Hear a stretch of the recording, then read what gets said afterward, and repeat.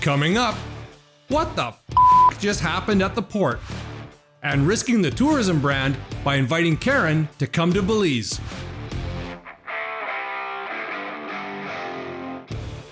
You're listening to Brent's 2 Cents, the semi-serious thoughts of a guy in Belize. And now here's the host of this podcast from somewhere in Belize City, Brent Toombs.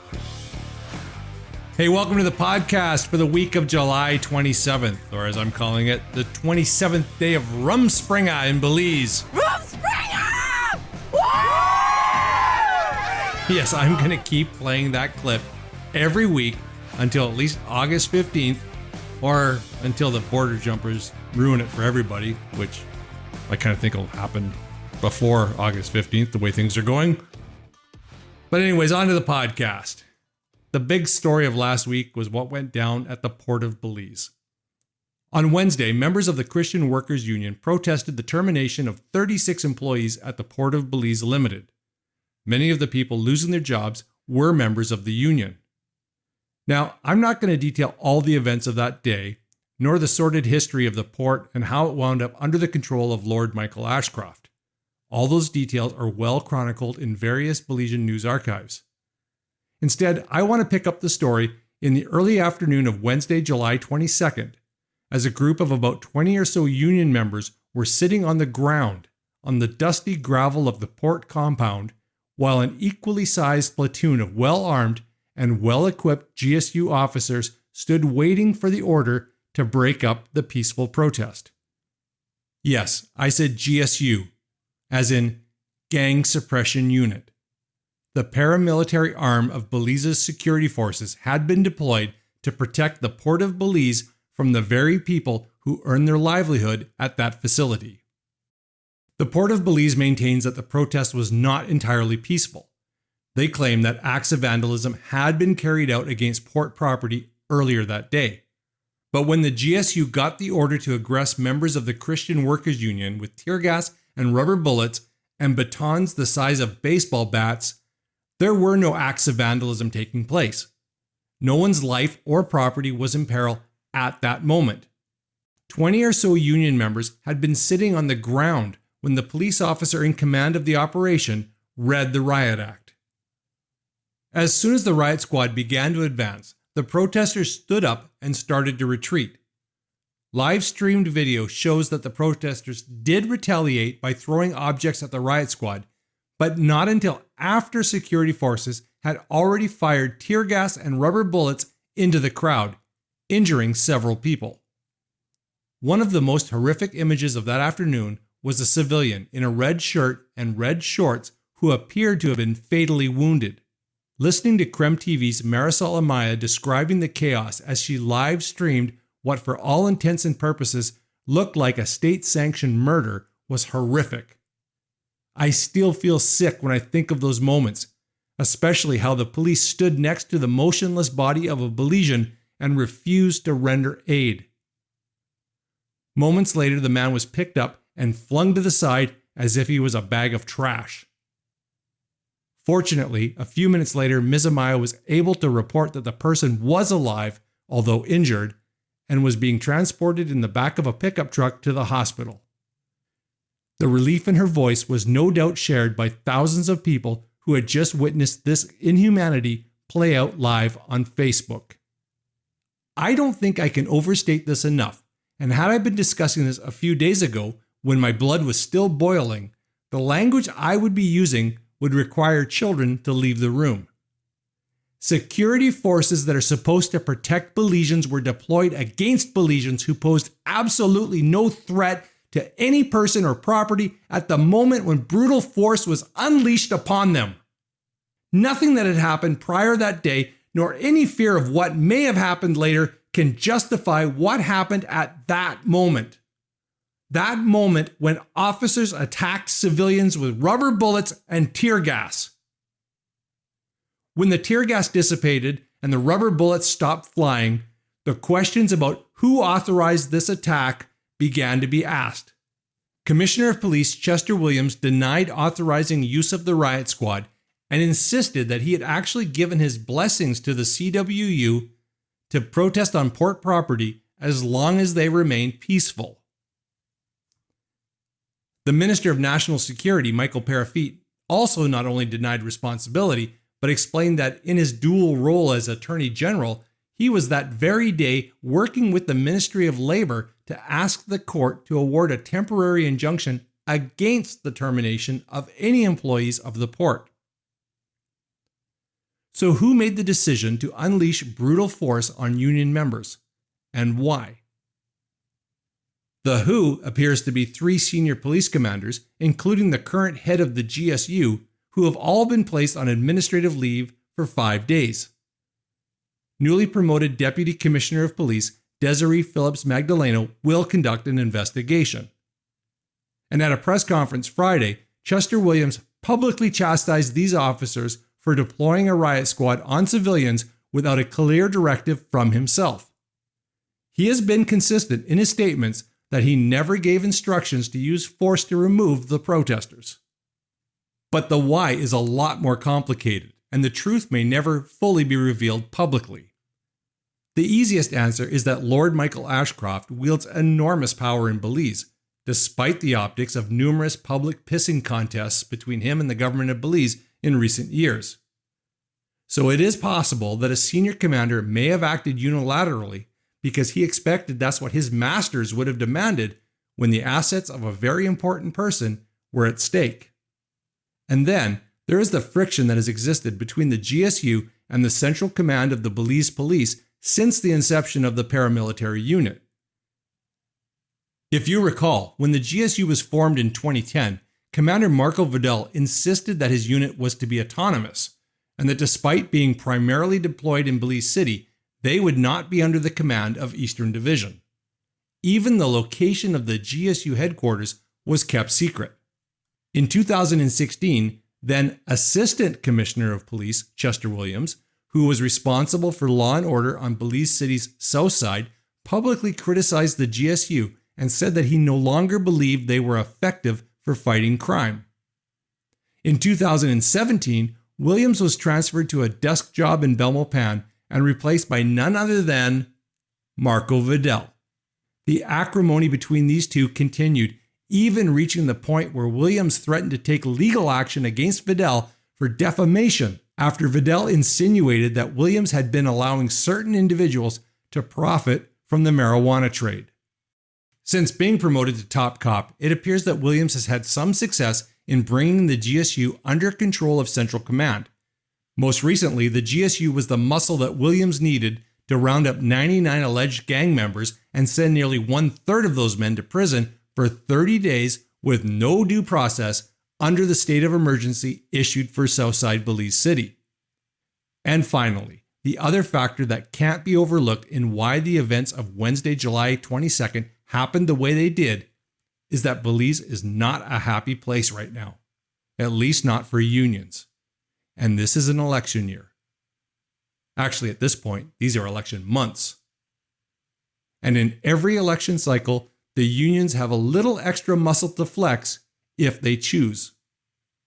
I don't think any of the unions are thrilled with the UDP government right now, but unlike what we have seen in the past, the opposition party has not been able to galvanize union support either. But a divided community of unions is a lot less threatening to an incumbent government and the oligarchy that benefits from the status quo. So it's possible that what we witnessed last week was a mere warning shot for the unions if they decide to get too politically active between now and the general election. And if that's the case, it's a very risky play, because right now, the rallying cry that is gaining traction in Belize is, touch one, touch all. We want to hear from you. You can find Brent's 2 Cents on Twitter and Facebook at 2 Cents Belize, or email us at podcast@oshaproductions.com. That's OXA Productions with an S.com.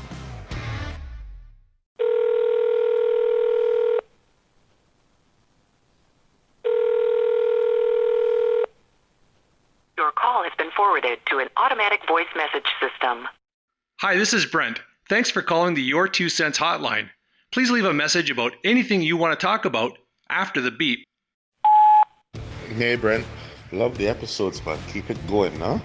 I think that Belize is on a slippery slope, even more slippery than it used to be concerning rights and regulations. I mean, people don't like to fight with the unions, and people only see them, oh yeah.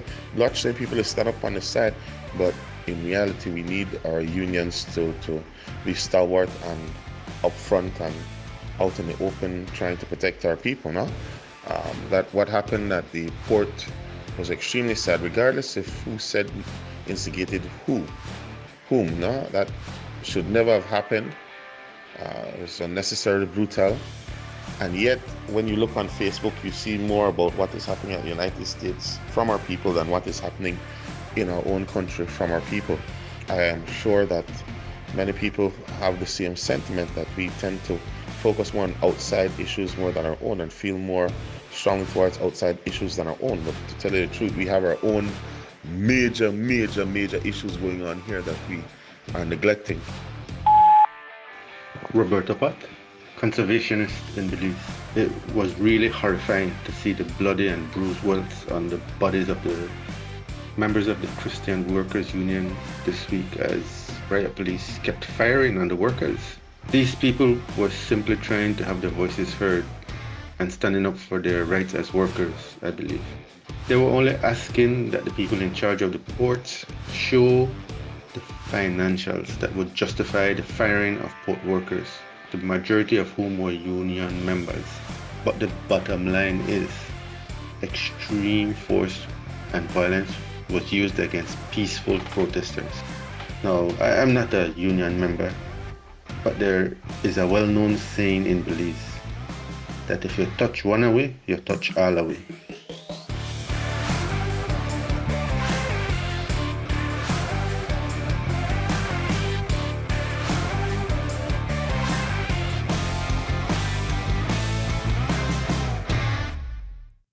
Much of the conversation about whether or not to reopen the Philip Goldson International Airport on August 15th is centered around the associated health risks with letting visitors back into the country versus the need for economic activity.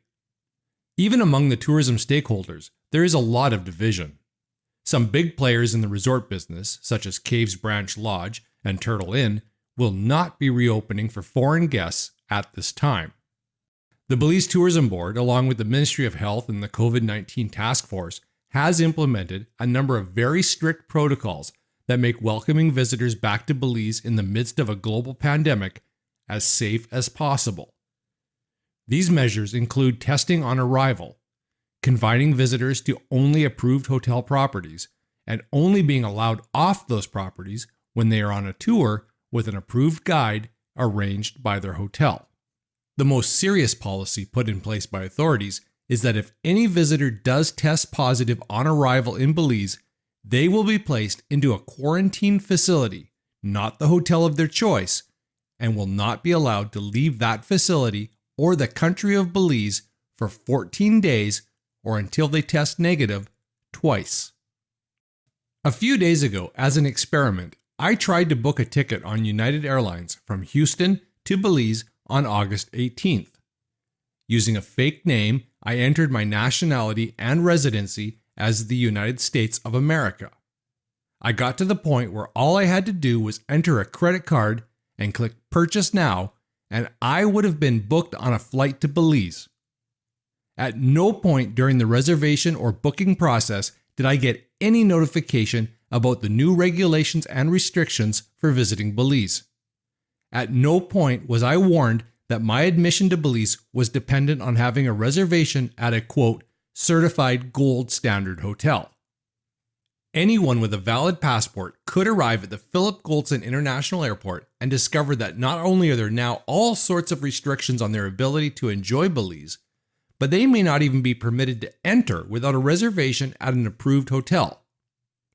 Even worse, they may find out after paying a $50 fee for a mandatory test that they are COVID-19 positive, and that 7-day luxury beach vacation they had planned and paid for is now going to be a 14-day stay at a budget hotel in Belize City at an additional expense to them.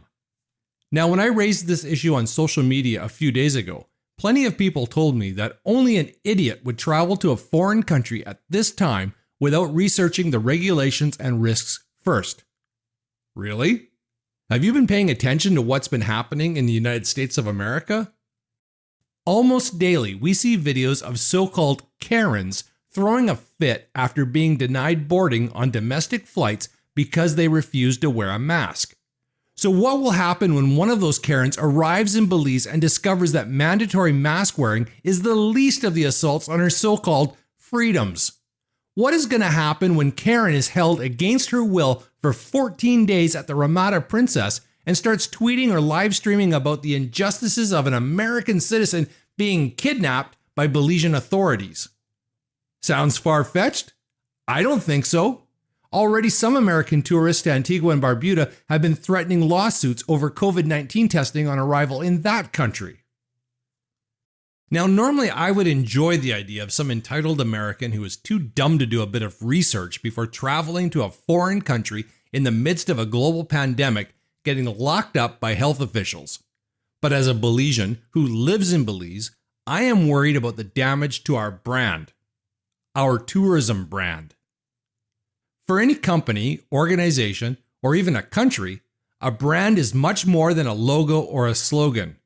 It's what people expect when they think of you. In the case of Belize, it's what potential visitors imagine when they close their eyes and dream of a vacation in Belize. Building a brand takes time, and BTB has spent 15 to 20 years developing the current brand that Belize is a warm and welcoming, curious place, and that the people of Belize are one of the main attractions that set us apart from other destinations in the region that also offer fun in the sun. And I fear that that brand is being put at risk starting August 15th. Not only is there the worst case scenario of the incarcerated Karen that I described, but what about the visitor that was not expecting to be contained to their hotel for the majority of their stay?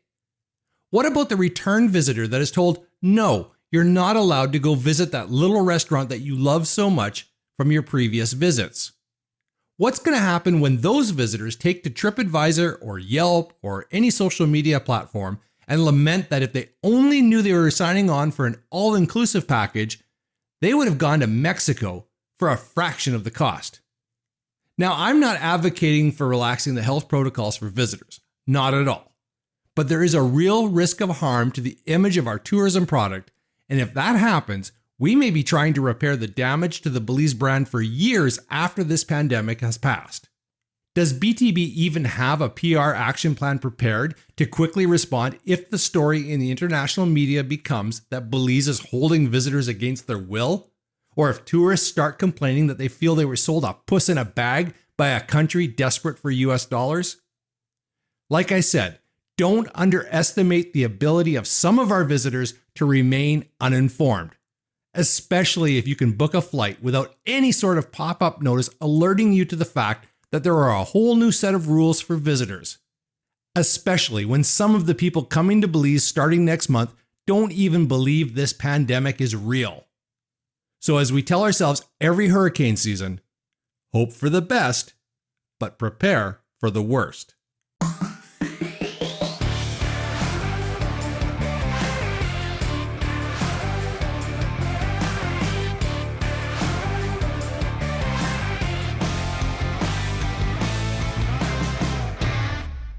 And before we wrap up the podcast, I want to leave you with a little bit of good news.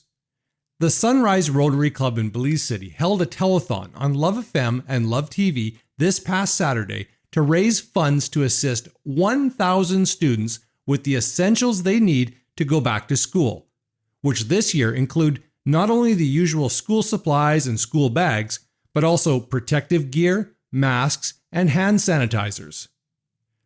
The live broadcast went from 9 a.m. to 3 p.m., and along with help from all the Rotary clubs all over Belize, as well as corporate sponsors such as the Best Western Biltmore Hotel, Brody's, Publix, Courts, and Digicel, and of course, generous Belizeans at home and abroad, the telethon raised just over $50,000.